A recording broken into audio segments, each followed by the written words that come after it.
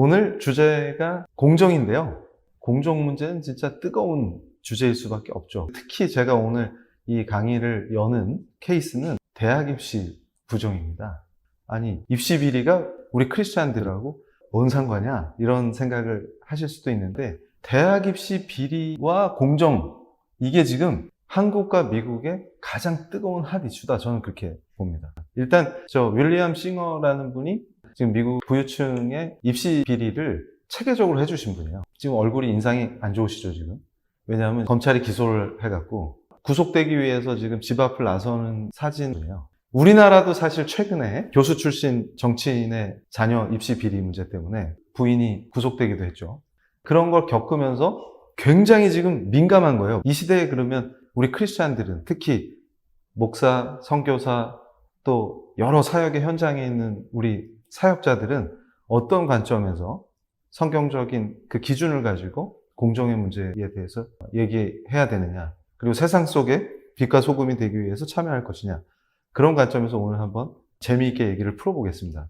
윌리엄 싱어 사진 옆에 이제 마이클 샌델 교수가 지금 강연하는 사진을 제가 붙여놨는데, 샌델이 최근에 출판한 책이 공정하다는 착각이라는 책이죠. 샌델이 자기 책을 시작할 때 바로 저 입시 비리로 시작을 합니다. 자, 대학이 정문이 있죠. 그러면 도서관을 지어주거나, 예전에도 농담으로 대학에 잔디 깔아준다 이런 표현을 쓰잖아요. 그렇게 해서 대학을 들어가는 걸 뒷문으로 들어간다 그러죠. 근데 샌델이 재미있게 저렇게 입시 비리를 저지르는 걸 옆문으로 들어간다고 표현해요. 그러면 여러분 잘 생각해 보세요. 뒷문과 옆문의 차이는 뭐죠? 그러니까 도서관을 현대식으로 새로 지어주거나 기숙사를 지어줘가지고 부유층 자녀가 그 학교의 뒷문으로 들어가면 가난하든 중산층이든 누구든 어떤 계층의 학생도 그 공공재로서 도서관이나 학교 시설을 같이 쓰겠죠. 그러니까 뒷문으로 들어오는 거는 사법 처리의 대상은 아니네, 형사처벌할 필요는 없네, 이렇게 생각한단 말이죠. 근데 옆문으로 들어오는 건 뭐냐면 잔디 깔아주는 게 아니라, 도서관이나 기숙사 지어주는 게 아니라 점수를 조작한다든지, 그러니까 예를 들어서 수영을 잘 못해요. 우리로 치면 이제 깨구리 헤엄치는 애가 수영 특기생으로 예일대학에 간다든지, 이런 것들을 이제 적발해낸 거예요. 근데 이게 돈이 꽤 많이 듭니다. 그러니까 제가 샌델 책을 보면서 재밌었던 게 7만 불 이상 되는 거죠. 그런데 헐리우드의 유명한 스타는 되게 깎아줘가지고 15,000불에 해줬어요. 그래가지고 그것도 연예인 특혜냐 이런 얘기가 나왔는데 어쨌든 저분이 그걸 조직적으로 하는 분이었습니다. 그래서 미국 안에서는 과거에 트럼프 지지자와 또 민주당 지지자들이 저걸 가지고 엄청난 격론을 벌이고 정치적으로 투쟁을 하고 막 상호 비판을 하고 난리가 났어요. 그런데 그때 이제 나온 얘기가 주로 헐리우드 좌파들의 위선, 이런 표현을 썼습니다. 그러니까 항상 인터뷰 때나 이럴 때 진보적 발언들을 하는 배우들이 뒤에서는 저렇게 입시 비리를 해서 자녀들을 뒷문이 아닌 옆문으로 입학을 시켰다는 것이죠. 저게 이제 공정성의 문제에서 굉장히 큰 반향을 불러일으켰습니다, 사회적으로. 우리나라도 예외가 아닙니다. 지금 그러니까 특정 S대 교수가 정치에 투신을 했는데 그 사람 자녀가 숫자들을 맞춰줘갖고 부정하게 시험 한 번 안 보고 의사가 되는 그 과정을 쭉 갔다는 말이죠. 거기서 느끼는 서민층의 박탈감이라든가, 그걸 해줄 수 없는 부모의 박탈감이나, 그 다음에 과거에 우리가 이제 산업화되면서 어떤 생각을 했냐면, 다른 건 몰라도 내가 능력 하나로 공부만 열심히 하면 성공할 수 있어 라고 하는 그런 것들이 무너지기 시작했다는 뜻이죠. 그래서 샌델이 공정과 정의에 관한 논쟁을 던지면서 대학 입시 부정 문제부터 시작한 겁니다. 그런데 여기서 우리가 몇 가지 퀘스천을 가져볼 필요가 있어요. 능력주의는 공정한가? 그러니까 실력 있는 사람이 대접받는 게 공정한 거야. 일종의 실력주의죠. 이것이 진짜 공정한가라는 근본적인 질문을 샌델이 던지고 있어요. 그러니까 이거 내 능력으로 노력해서 명문대학을 졸업했어 라고 할 때 사회가 보장해 주는 것들이 있죠. 그럴 때 저걸 이제 두 번째 키워드를 제가 능력 지표 따내기 이렇게 표현했는데, 옆문을 선호했던 이유는 뭐냐면 뒷문으로 들어오는 거는 명예가 좀 삭감되죠. 근데 범죄가 될지라도 나는 미국의 우수한 명문대 출신이야 라는 그 능력 지표를, 그러니까 그 대학을 나왔다는 게 그 사회에서 능력 지표가 되는 것이죠. 그걸 따내기 위해서 옆문을 이용했다는 뜻입니다. 그러니까 미국의 부자들이 자녀에게 무슨 거대한 집이나 부동산, 현금, 주식 이런 거 물려주는 거는 당연한 건데, 특별히 저 능력 지표를 물려주고 싶은 거예요. 그러니까 능력주의는 공정한가? 이게 과연 맞느냐? 이럴 때 샌델은 입시 얘기를 하면서 본인의 노력으로 성취했다는 그 능력은 정말 본인만의 노력일까? 아니다. 이게 돈으로 연문도 가능하고 여러 가지 요소들이 결합돼서 그 결과를 만들어내는 거를 개인은 이건 내 노력이야 착각하죠. 그러면 하버드를 나오고 좋은 학점으로 졸업해서 좋은 직장을 얻는 사람들이 능력주의의 중요한 핵심 인물들이네. 그러면 그 사람들이 사회에서 누리는 것들은 과연 공정한 것이냐? 그리고 거기서 그 대열에 끼지 못한 사람은 패자냐?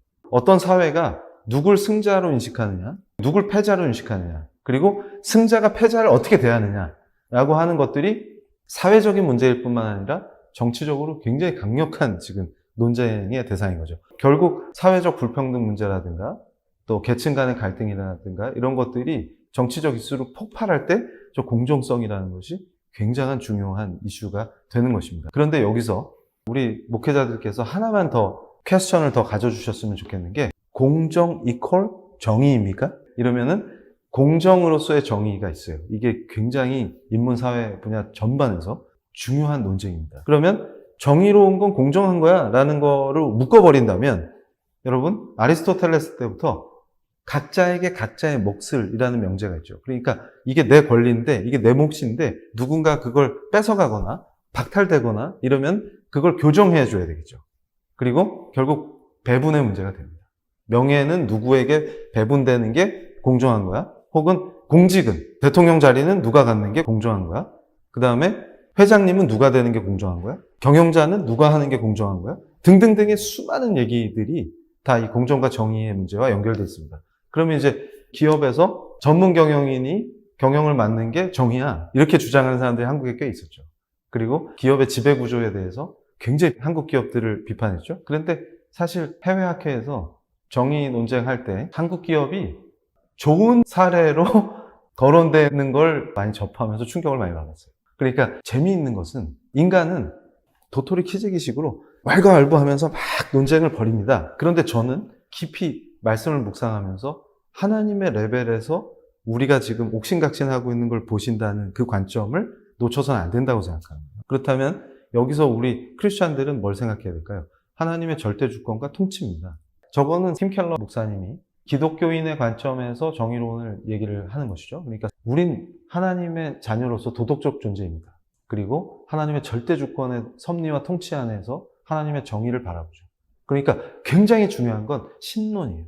하나님은 누구시고 어떤 분이시고 어떻게 통치하시느냐. 그 섭리가 어떻게 실현되느냐. 그리고 그는 어떤 관점을 가지고 지금 이 위대한 구원의 역사를 이끌고 계십니다. 그러면 과연 무엇이 정의일까? 그럴 때 제가 정답부터 지금 말씀드리고 시작하면 하나님이 정의입니다. 그러니까 또 하나만 한 소리 하고 있구만 이렇게 생각하실지 모르는데 여러분 잘 생각해 보세요. 정의의 기준이 어디 있습니까? 하나님이 정의로운 일을 행하고 계십니까? 통치하시면서? 아니면 하나님이 하시니까 정의로운 겁니까? 갑자기 헷갈리죠? 인류의 역사를 생각해 보십시오. 전쟁도 있고 기근도 있습니다. 그리고 지금 링컨을 던지면서 제가 노예제에 대해서 링컨이 두 번째 대통령 취임 연설을 소개해 드릴 건데 이거는 정말 하나님의 섭리와 그분의 통치에 대해서 깊이 묵상하는 영성가로서의 링컨을 보게 됩니다. 제가 충격을 받는 건 뭐냐면 정치 지도자로서의 링컨도 훌륭했지만 실제 세상에서의 통치를 담당하고 있는 리더의 관점, 그러니까 얼마나 깊이 하나님을 사랑하고 묵상하고 있는가가 그냥 느껴지는 거죠. 그래서 저는 저 두 번째 링컨의 1865년 3월 4일에 했던 취임 연설은 한편의 완결된 설교문으로 봅니다. 저 당시에 링컨이 저 취임 연설을 하던 1865년에 미국에서 인기를 끌던 설교들을 찾아봤습니다. 그랬더니 충격을 받았어요. 하나님의 교회에서 뭐라고 설교를 하냐면 목사님이 노예제 괜찮아. 하나님이 다 하라고 해주신 거예요. 하나님 실수가 없으셔. 왜 사람을 색깔로 구별했을까? 잘 생각해봐. 그러니까 누구는 하얗고 누구는 까맣고 누구는 노랗단 말이야. 그러면 인간을 창조하실 때 창조한 거 맞지? 하나님이. 그러면 창조할 때 누구는 까맣게 하고 누구는 노랗게 하고 누구는 하얗게 하는 이유가 있어. 그건 뭐냐면 까맣게 구분해서 노예로 쓰라고 만들어 주신 거야. 그러니까 그걸 왜곡하면 안 돼. 이렇게 얘기하는 거야. 그게 시대 정신이야. 노예제는 우리 미국에 필요해. 근데 여러분 잘 생각해 보세요. 하나님이 진짜 그런 의도를 가지고 인간을 창조하셨을까요? 누구는 아예 색깔을 정해서 얘는 노예로 착취하라고 만들어 주셨을까요? 라고 생각해 보는 거예요. 지금은 상식적으로 그럼 말도 안 되는 소리를 해. 하지만 노예제가 일상적이었던 당시 미국에서는 그 설교가 인기 있는 설교였죠. 그리고 링컨은 목숨의 위협에 항상 직면해서 노예 해방을 위해 싸웠습니다. 그런데 누가 하나님의 관점에서 하나님의 정의와 공의를 실천하고 있을까요? 이러면 지금은 학교에서 다 배웠으니까 정답을 여러분이 알고 계신다고 생각하지만 당시에는 이게 뭐냐라고 할 때 여러분 지금부터 저 기도문 중에서 일부를 우리가 같이 한번 보는 거예요. 이건 이 시대에 굉장한 통찰을 줍니다. 자, 양쪽 사람들은 같은 성경을 읽는다. 이렇게 시작해요. 여기서 우리가 머리를 한 대 맞는 거죠. 그러니까 잘 보세요. 남군하고 북군이 서로 전쟁을 하죠. 그러면 저 당시 미국인들은 거의 다 크리스찬이에요. 그러면 북군도 지금 하나님한테 기도하겠죠. 남군도 기도하겠죠. 그럼 하나님은 누구 기도를 들어주실까요? 그런데 저분들이 가지고 다니는 성경이 동일합니다. 이해가 되세요? 그러니까 제가 이 시대에 질문하는 겁니다. 수많은 교회에서 말씀대로 살아야 된다. 말씀대로 살아야 된다. 이런 말을 반복해요. 그런데 말씀대로 사는 게 어떤 거죠? 그러면 사울이 바울 되기 전에 스데반을 죽이는데 앞장섰던 그 사울은 말씀을 몰랐습니까? 엄청나게 깊이 있게 말씀을 아는 사람이죠. 그러니까 말씀에 정통하고 내가 하나님을 사랑하기 때문에 스데반을 죽인다고 하죠. 죽일 수밖에 없죠. 그리고 다메섹 도상에서 부활하신 예수 그리스도를 만나는 그 과정도 사실은 박해를 위해서 가던 길 아니에요? 그러니까 말씀대로 사람을 죽일 수도 있네요. 그렇습니다. 그러니까 진짜 말씀대로 사는 게 뭔지에 대한 굉장히 깊은 하나님을 사랑하는 그 마음 안에서 묵상이 돼야 되는 것이죠. 그러니까 사울은 말씀을 너무 잘 알아서 그걸 실천하고자 하다가 스데반을 죽인 겁니다. 그런데 보세요. 같은 하나님께 기도하고 같은 성경을 갖고 있어요.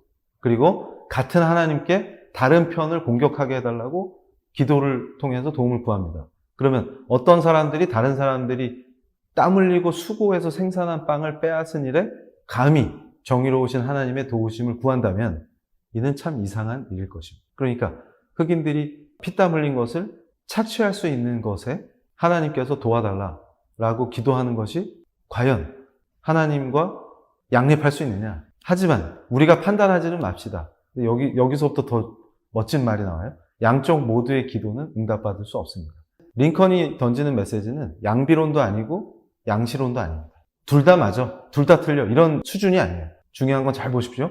하나님께서는 자신만의 목적을 갖고 계십니다. 그리고 실족하게 하는 일들이 있음으로 말미암아 세상에 화가 있는데 이게 마태복음 18장 7절 말씀을 링컨이 인용하는 거죠. 실족하는 일이 없을 수는 없지만 실족하게 하는 그 사람에게 화가 있다. 만약 미국의 노예제도가 이와 같이 실족하게 하는 일 중에 하나였다고 가정해 본다면 그리고 이것이 하나님의 섭리 가운데 꼭 있어야만 했던 일이지만 하나님이 정하신 시간이 다 지나서 이제 하나님이 이것을 없애기 원하신다면 그래서 남부와 북부 양쪽에 있는 이 일을 범한 사람들에게 끔찍한 전쟁을 화로 허락하신 것이라면 이 거룩한 하나님의 속성에 곧 살아계신 하나님 안에 있는 신자라면 언제나 하나님께 속한 것이라고 말하는 이 속성에 맞지 않는 일을 우리가 잘 구분해내야 하지 않겠습니까? 이렇게 얘기합니다.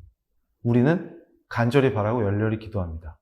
이 거대한 골칫거리인 전쟁이 어서 끝나기를 기도합니다. 하지만 만약 250년간 아무도 알아주지 않은 노예들의 고역으로 축적한 부가 다 없어질 때까지 3000년 전에 누군가가 말했듯이 채찍에 맞아 흘린 핏방울의 방울방울이 칼에 맞아 흘린 피로 다 갚아질 때까지 전쟁이 계속되는 것이 하나님의 뜻이라 해도 우리는 여전히 주님의 판단은 의로우시다고 말해야만 할 것입니다. 그러니까 여러분 잘 보세요. 절대 주권을 가지고 통치하시는 하나님의 큰 섭리를 링컨이 지금 그대로 느끼고 있는 거예요. 그러니까 저는 여기서 진짜 같이 눈물방울이 방울방울 맺혔습니다. 그러니까 무슨 얘기냐면 부당하게 채찍에 맞아서 흘린 핏방울들이 다 갚아질 때까지 이 전쟁을 멈춰주지 않으실 수 있다. 그런데 링컨이 전쟁을 결심할 때에 또 고독함이 있습니다. 그러니까 40만 명 가까이 희생을 치러야 되는데 전쟁을 결단하는 지도자는 얼마나 외롭고 힘들까요? 근데 우리는 함부로 평가하지만 저 시대에 무게가 있습니다. 무엇이 정의일까요? 그러니까 바로 하나님의 판단을 의심할 수 없다라는 강력한 메시지로 결론을 내는 거예요. 그러니까 우리는 굉장히 갑론을박하면서 미국에서도 공화당 지지자, 민주당 지지자가 정파로 나뉘어서 아까 그 싱어라는 분의 그 입시 비리를 가지고 야, 이 패션 좌파들아, 헐리우드 좌파들아, 너희들의 위선이 다 드러났어 이러고 난리를 치고 그러면 이제 또 민주당 분들은 트럼프 당신도 유펜에 뭐 했다며 그리고 당신 집안에서 뭐 기부할 때 마침 당신 자녀들이 뭐 어느 대학에 어떻게 갔다며 이러면서 서로 막 공격을 하는 거예요. 그러면서 하나님께 기도하겠죠. 싸움 끝나면 집에 가서 저 X들을 물리쳐 주시옵소서. 그리고 이쪽도 저 삐삐들을 싹 쓸어 주시옵소서. 이렇게 서로 기도하고 있겠죠. 하나님은 그걸 보면서 뭐라고 생각하실까요? 그런데 지금 그 정도 논쟁이 아니라 저 때는 서로 피를 흘리고 죽이고 있는 상태입니다. 여러분 잘 보세요. 정의나 공정에 대한 논쟁은 고대 아리스토텔레스부터 본격적으로 했죠. 그런데 왜 그렇게 긴 역사를 가진 이 논쟁이 한 100년 논쟁했으면 끝이 나야지. 21세기 지금도 멈추지 않습니까? 저는 법학자이자 목사로서 여러분들에게 그 얘기를 하고 싶어요. 하나님을 바라봐야 합니다. 이거는 우리 수준에서 답이 나오지 않습니다. 이 전쟁은 왜 끝내주지 않으십니까? 전쟁을 지속시키는 하나님은 악한 분입니까? 그러면 북군 편을 들었으니까 그런 수준입니까? 라고 지금 묻고 있는 거예요. 그런데 하나님의 절대 주권과 통치에 대해서 주님의 판단은 의로우시다라고 한오라기의 의문도 가져선 안 된다가 링컨의 메시지입니다. 엄청나죠? 이제 생각을 좀 더 환기시켜 보세요. 제가 우리 한국교회사를 좋아하는 이유가 하나님의 일방적인 은혜와 사랑이 폭발한 역사이기 때문에 그러니까 여러분 잘 생각해 보세요. 비슷한 시기에 수많은 지역에 엄청난 물자가 동원되면서 선교들을 했습니다. 그런데 한국만큼 부흥이 되고 선교가 성공한 나라는 많지 않아요. 특별합니다. 그런데 제가 주목하는 게 저 애니 베어드 선교사님 내외가 오셔서 숭실 학교를 세우죠. 그런데 따라 예수 따라가네. 이게 한국말로도 번역되어 있습니다.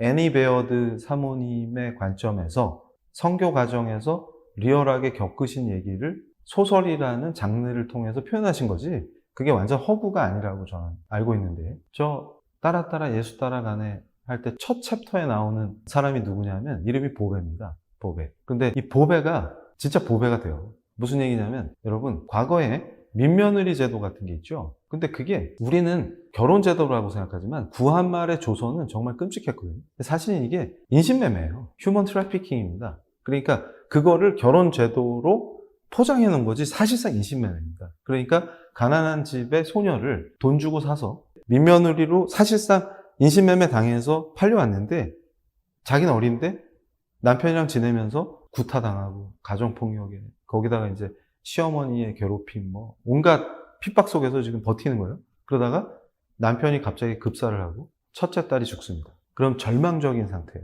놓이게 돼요. 당시의 여성은 자립해서 경제적으로 독립적인 생활을 할 수가 없죠. 그래서 다시 다른 집에 팔려가는 그 처지에 놓입니다. 그래서 두 번째 가정에서 애니 베어드 선교사님께 복음을 듣고 예수 믿고 변화돼요. 그래서 시댁 식구들을 다 전도해버려요. 그러면서 지옥에서 벗어나요. 그런데 제가 이거를 또 이데올로기에 젖은 분들은 커봐라. 그러니까 저거는 사회를 뒤집어 엎고 혁명을 해야 되는데 예수 믿고 변화되니까 혁명 의지가 없어지잖냐. 그러면서 자기가 팔려와가지고 남편 전도하고 시부모 전도하고 그러고 있지 않냐. 그러니까 지금 투쟁 이 방향으로 가서 사회를 확 뒤집어 엎고 지금 혁명을 해야 되는데 예수 믿게 되니까 혁명 의지가 꺾이고 지금 전도하지 않냐. 이런 식으로 해석하는 분도 계시겠지만 예수님 사랑해서 그 제자가 되겠다고 발벗고 나선 저한테는 굉장한 은혜가 되는 것이죠. 왜 그러냐면 제가 법학자로서도 저 관점을 보면서 지금은 더 이상 한국 땅에서 민며느리 제에 희생되거나 아니면 저런 것들을 법이나 제도가 부정하죠. 그러니까 지금도 만약에 소녀들을 인신매매해갖고 민며느리제에 희생되거나 그런 일이 있다 그러면 법의 심판을 받게 됩니다. 그럼 여러분 잘 생각해 보세요. 우리가 두 가지 관점에서 크리스찬이기 때문에 그런 법과 제도를 잘 만들어서 더 이상 그런 보배와 같은 피해자가 나오지 않게끔 우리가 사회에 참여하고 정치와 제도 또 여러 가지 행정적인 뒷받침 또 제도적인 완비, 입법 이런 거 게을리해도 될까요? 그런 걸 해야죠. 그것도 빛과 소금이 되라고 하신 하나님이 주신 우리가 반드시 해야 되는 일들이죠. 사회에 참여하고. 그런데 잘 보세요. 지금 현재 대한민국의 사법체계나 한국의 정치는 보배라고 하는 그런 피해자들을 양산해내는 걸 법으로 금지합니다. 그리고 만약에 그런 일이 있다면 법이 개입해서 바로 잡겠죠. 그런데 제가 여기서 한 가지 더 질문을 드려볼게요. 그러면 보배 같은 피해자가 구한 말엔 있었는데 지금 없다. 그러면 보배의 슬픔은 어디 있습니까? 후미진 곳에서 혼자 고통스러워하면서 예수님 모를 때 눈물 흘리면서 뭘 얘기하는 거예요? 나는 살 가치가 없어. 내 삶은 이렇게 살아갈 가치가 없는 존재야. 나는 죽지 못해 사는 사람이야. 이러면서 자기 비하와 고통 속에서 울고 있는 거죠. 그런데 여러분 한번 생각해 보십시오. 지금 21세기에 보배와 같은 피해자를 만들지 않는 법 체계가 다 완비됐기 때문에 어느 후미진 곳에서 어떤 소년이든 소녀든 나는 왜 사랑받지 못하지? 나는 왜 학대당하지? 나는 살 가치가 없는 존재야? 라고 갑자기 눈물이 나려고 자기 비하를 하는 그 영혼이 없을까요? 여러분 잘 생각해 보세요. 가장 본질적이고 궁극적인 정의의 실현은 무엇입니까? 사회적인 공정의 문제, 대학 입시를 바로잡고 이런 것들이 하찮은 문제라고 얘기하는 게 아니에요. 지금 보배에게는 대학을 갈 수 있냐, 가지 못하냐, 민며느리 상태에서 벗어나냐, 벗어나지 못하냐의 문제가 아닙니다. 지금. 근데 이 보배가 변화되는 시점이 있어요. 뭐냐면 애니 베어드 선교사님의 사랑을 받으면서 예수님의 사랑을 느끼기 시작합니다. 그러면서 고백이 달라지는 거예요. 나는 귀한 사람이야. 창조주이신 예수님은 십자가에 죽으신 그 피로 산 그분의 하나님의 자녀야. 그러니까 내가 너무 귀하기 때문에 하나님의 유일하신 아들이 죽으셔야 해서 그 정도로 귀한 사람이야. 그리고 내가 원래 하나님의 딸이어서. 그런데 그 하나님으로부터 격리된 고통, 창세기 3장 이후에 인류가 겪고 있는 그 고통 때문에 지금 사람들이 죄 속에서 나를 사고 팔고 더러운 제도를 만들고 내가 약하고 힘없는 집안의 딸로 태어났다는 이유로 노예처럼 살아야 되고 나를 때리고 학대하고 그곳에서 살았던 거야. 그렇지만 나는 원래 우리 예수님께서 하나님의 유일하신 아들이신 그분이 십자가에서 그분이 죽지 않으시면 해결이 될 수 없는 그 인류의 죄를 다 지고 나를 택정하셔서 나를 구하셨기 때문에 천하의 귀한 하나님의 자녀였어. 그게 회복되는 겁니다. 이게 하나님의 타락전 창조 질서가 회복되는 거예요. 이게 진짜 정의입니다. 그래서 제가 십자가는 왜 하나님의 통치 속에서 가장 강력한 정의의 상징이 되느냐라고 하는 것을 본질적으로 던지는 겁니다. 성경이 가르치는 것은 우리가 우후죽순 일어나서 갑론을박하는 수준의 정의가 아니라 하나님이 원하시는 것은 예수 그리스도의 그 강력하신 구원의 능력으로 우리가 바로 그의 핏값으로 택해져서 일방적인 은혜로 구원받은 그 회복, 그리고 회복 이후에 이제 세상 속에 들어가서 제자도로 살면서 보배와 같은 애들에게 네 아버지가 누군지 내가 가르쳐줄게.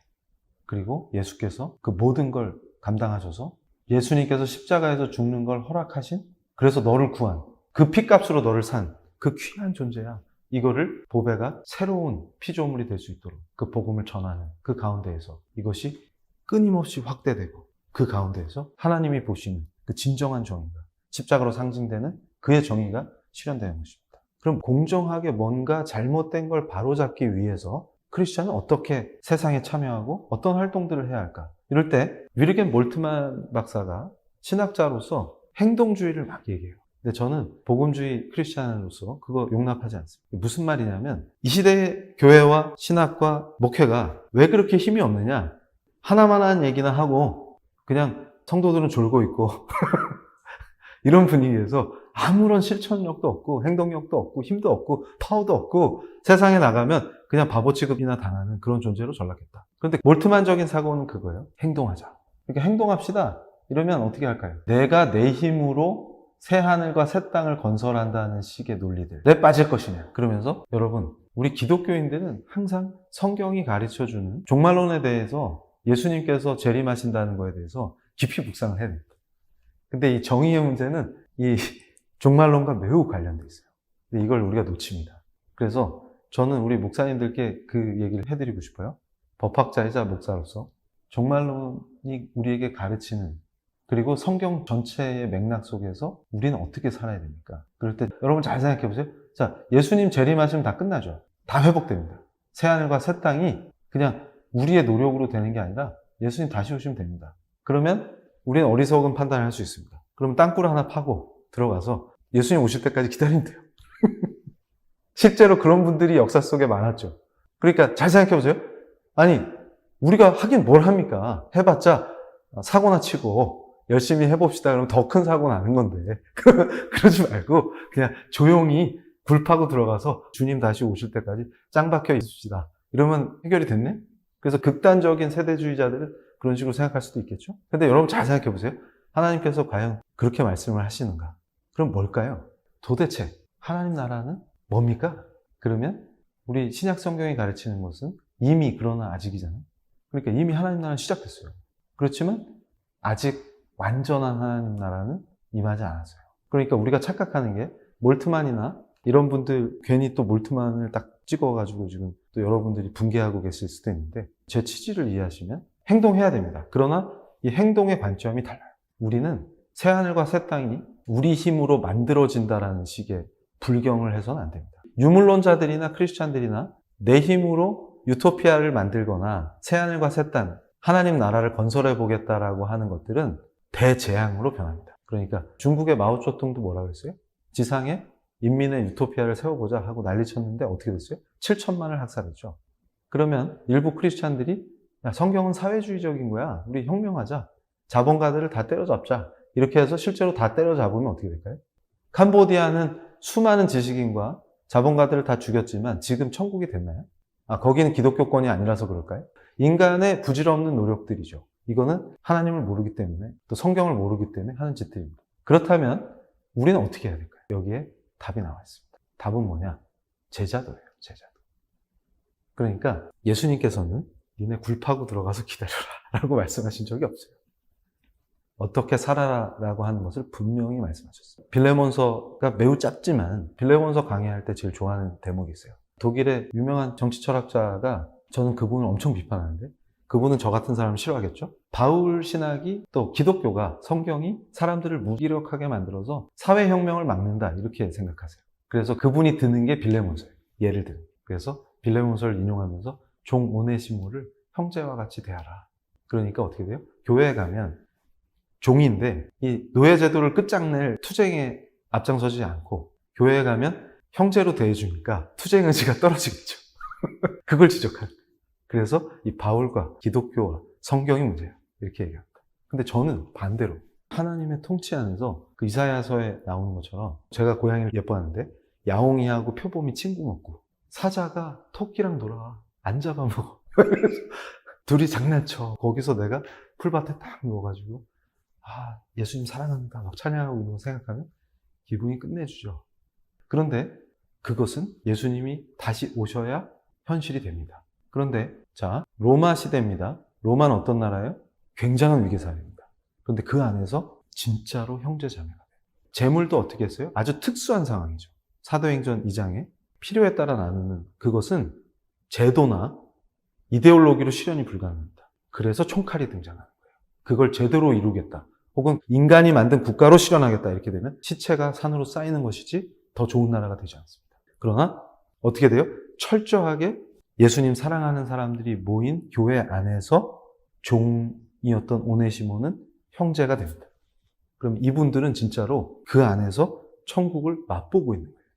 완전한 천국이 아직 도래하진 않았지만 이미 시작된 하나님 나라를 교회 공동체 안에서 맛보고 있습니다.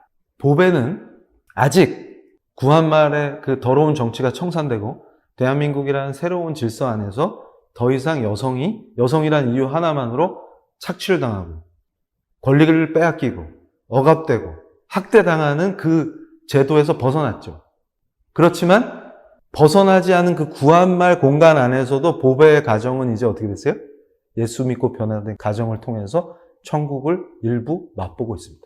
이걸 생각해 보세요. 그러니까 감히 구한말 심지어는 일제 식민통치 과정에서는 맛볼 수 없는 것들을 그 안에서 맛보고 있어요. 그 안에 해방구가 생기기 시작했습니다. 하나님 나라를 맛보는 사람들의 공동체가 있어요. 이걸 교회라고 부릅니다. 그러니까 지금 우리가 신학의 주제들을 나눠서 교회론이니 종말론이니 이런 것들을 수준 낮은 관점에서 옥신각신하는 게 중요한 것이 아니라 하나님이 보시고 계시는 그 거시적 관점과 통정적 관점에서 어떻게 이 정의를 우리가 이해하는가, 그리고 그 정의가 실현되는 그것이 하나님 나라로 어떻게 실현되고 표현되고 있느냐. 그러니까 거기에 중요한 크리스찬 각자의 개인으로서의 역할과 또 교회의 역할이 그냥 등장이 되는 것입니다. 이걸 이해를 못하기 때문에 우리가 실천할 수가 없는 거죠. 그래서 로마서 8장 19절로 22절 말씀. 피조물이 고대하는 바는 하나님의 아들들이 나타나는 것이니 피조물이 허무한 데 굴복하는 것은 자기 뜻이 아니요 오직 굴복하게 하시는 이로 말미암으니라. 그 바라는 것은 피조물도 썩어짐의 종노릇한 데서 해방되어 하나님의 자녀들의 영광의 자유에 이르는 것입니다. 피조물이 다 이제까지 함께 탄식하며 함께 고통을 겪고 있는 것을 우리가 아느니라. 여러분 생각해 보세요. 이거를 복음주의를 벗어나서 잘못 이해해갖고 모든 피조물이 다 구원받는다 이런 식으로 해석하는 분들이 있는데 그건 잘못된 겁니다. 여기서의 피조물의 해방은 뭐냐면 구원받은 내가 세상 속에 들어가서 보배와 같은 모든 권리를 박탈당하고 핍박받고 있는 그 상황, 그게 구한말이든 일제시대든 현재 대한민국이든 그런 영혼들에게 예수를 전하는 그 과정에서 보배뿐만이 아니라 보배는 당시 사회에서 약자죠. 가난한 집의 소녀였고 경제적으로 자립할 수 없는 구조 안에서 착취의 대상이었죠. 여기서 그치지 않고 그보다 더 약한 존재들을 생각해 보세요. 이 피조물들이 인간들이 타락한 이유 때문에 전부 탄식하고 고통당합니다. 그러니까 지금 이제 우리 크리스찬들은 한국 교회는 시야를 넓혀야 돼요. 무슨 얘기냐면 단순히 사회과학적인 틀 안에서 이데올로기 안에서 무엇이 공정한지 그리고 어떻게 정의를 실현할지 수준 낮은 옥신각신의 논쟁이 아니라 위대한 하나님의 창조가 회복된다라는 관점에서 굉장히 거시적으로 이 로마서 8장의 말씀을 묵상해야 합니다. 그래서 하나님의 아들들이 구원받고 변화된 우리가 가는 곳마다 심지어는 동물들, 심지어는 식물들, 이 자연 환경까지도 우리가 관리자로서 하나님이 에덴 동산에서 아담을 처음에 세우실 때처럼 정복해 나가요. 로마적인 것과 바울적인 게 예수적인 거죠. 성경적인 거와 이 두 개는 서구 문명 안에서 뒤섞이는 가운데에서 역사가 펼쳐지는데 로마는 어떻게 정복하죠? 사람들을 모욕하고 굴복시켜서 지배합니다. 그리고 정복해 나가요. 창세기 1장을 잘못 읽으면 그게 기독교로 착각을 하겠죠. 근데 반대로 생각해 보세요. 바로 그 로마 제국을 누가 정복합니까? 이방인들에게 복음을 전하는 바울이 정복해버립니다. 근데 바울의 정복은 어떻죠? 생명을 살리고 하나님 나라를 맛보는 교회를 세웁니다. 이걸 잘 보세요. 정복의 방식이 완전히 다르죠. 하나님은 통치하시고 그의 종들이 정복해 나갑니다. 이걸 생각하세요. 그렇게 해서 정의가 확대되고 실현됩니다. 그러니까 지금 국가적인 문제, 사회적인 문제 이걸 등한시하라는 뜻이 아닙니다. 저 같은 전문가들이 나서서 바른 법을 만들고 바른 제도를 만들고 더 나은 방향의 발전을 위해서 노력합니다. 그러나 본질적인 측면에서 그가 통치하신다는 전쟁도 기근도 그가 허락하시는 데는 그의 섭리와 이유가 있다는 링컨이 고백한 것처럼 그의 공의에 대해서는 한 오라기의 의심도 할 수 없다는 그 본질적인 정의를 향한 의식, 그리고 예수 그리스도의 십자가가 왜 완전한 정의를 상징할 수밖에 없는지, 그 영혼을 구하시는 그 강력한 하나님의 사랑, 그리고 부활하신 예수님을 전할 때 갖게 되는 우리의 능력들, 이런 것들을 놓쳐서는 안 된다는 것입니다. 그래서 우리를 기다리고 있는 그 피조물들에게 가서 빼앗긴 권리 때문에 울고 있는 우리나라와 또 우리 이웃 국가들의 어려운 어린이들을 구하는 것뿐만 아니라 이제는 피조물들이 학대당하고 인간의 탐욕으로 파괴되는 것들까지 우리가 구해나가는 그 관점에서 선교를 바라보는 관점을 바꾸고 교회의 역할과 우리의 역할, 결국은 참여자적 제자도입니다. 그러니까 새 언약 속에 우리가 참여하는 것이 그리스도인이지 방관하고 예수님 다시 오실 때까지 굴파고 들어가는 게 아니에요. 그러니까 자유주의 신학자들이 얘기하는 것과 같은 행동주의가 아니라 우리가 열심히 노력해서 이 지상에다가 하나님 나라를 세워보세 라고 하는 교만과 그게 결국은 하나님을 대적하게 되는 그런 악한 역사가 아니라 내가 구원받은 자로서 저 하나님의 아들이 된 거잖아요. 딸들이 된 거잖아요. 우리가 부르신 곳에 들어가서 바로 바울이 했던 것과 같은, 그것은 방관자가 아니라 참여적 관점에서의 이게 일종의 participatory discipleship입니다. 참여자적 제자도가 바로 이 시대에 우리에게 요구하는 로마서 8장이 실현되는 그 중요한 정의와, 그리고 하나님의 일꾼으로서 바울이 에베소서에서 얘기했던 바로 이방인에게 복음을 전하기 위해서 예수 그리스도의 일로 갇히게 되었다는, 그래서 하나님의 일꾼이라고 얘기하는 그 일꾼들이 되어서 저 핍박받는 피조물들을 해방시키는, 구원받은 하나님의 아들과 딸이 되는 것이 바로 우리가 지금 이 시대를 살아나가는 크리스찬들의 공정이자 정의다. 이렇게 말씀을 드리겠습니다. 기도하시겠습니다.